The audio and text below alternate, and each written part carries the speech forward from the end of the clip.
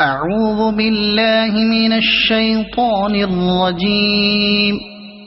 بسم الله الرحمن الرحيم. سبح لله ما في السماوات وما في الأرض وهو العزيز الحكيم. يا أيها الذين آمنوا لم تقولون ما لا تفعلون؟ كبر مقتا عند الله أن تقولوا ما لا تفعلون. إن الله يحب الذين يقاتلون في سبيله صفا كأنهم بنيان مرصوص. وإذ قال موسى لقومه يا قوم لم تؤذونني وقد تعلمون أني رسول الله إليكم؟ فلما زاغوا أزاغ الله قلوبهم والله لا يهدي القوم الفاسقين. وإذ قال عيسى ابن مريم يا بني إسرائيل إني رسول الله إليكم مصدقا لما بين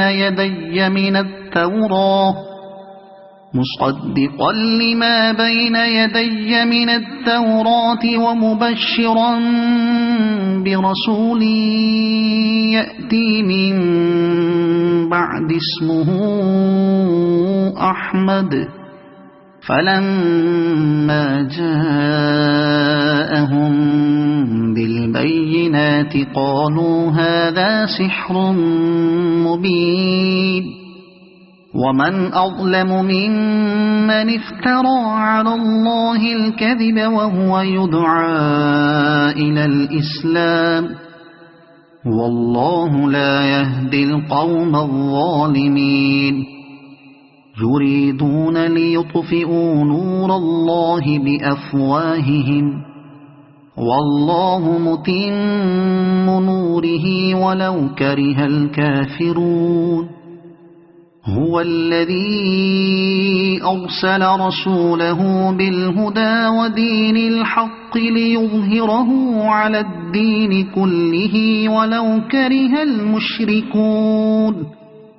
يا أيها الذين آمنوا هل أدلكم على تجارة تنجيكم من عذاب أليم؟